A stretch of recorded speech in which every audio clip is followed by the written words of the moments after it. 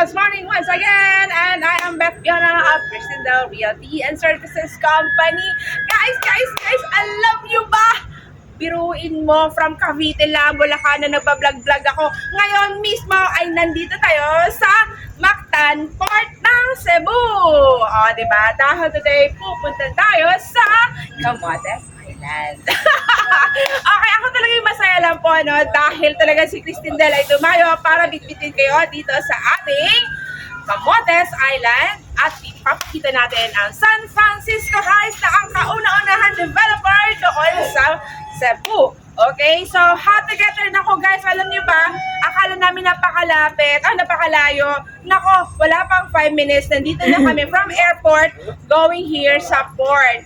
Okay, so as you can see, meron lang. Sa ngayon, merong ferry. Pero guys, baka next year magkakaroon na ng direct flight from Manila going to Camotes Island. So titingnan natin kung ano talaga ang meron doon sa San Francisco Heights. So ang travel time daw dito ay nasa 1.5 hours. So very exciting, di ba? Excited na ba kayo?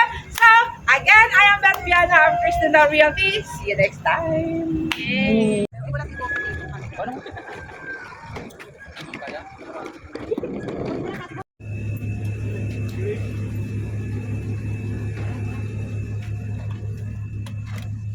So, ito naman po, sila naman yung mga papunta doon sa sinakyan namin. Ayan.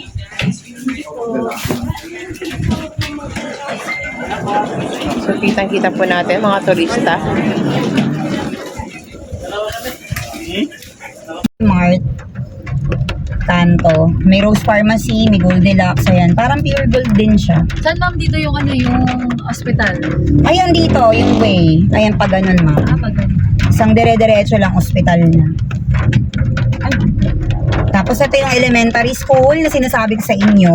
So, nasa bayan na tayo. Yes, ma'am. This is the bayan and everything. So, ayan ang elementary school. Oh, diba? Ayan na. Paano tayo? Ayan na. Lapit na tayo. So, ayan yung elementary school. And then,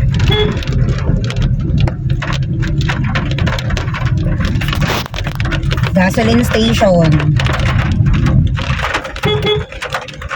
may mga petro dito ma'am. Yes, ayun na daanan natin, ma'am. Ang may-ari si Mayor.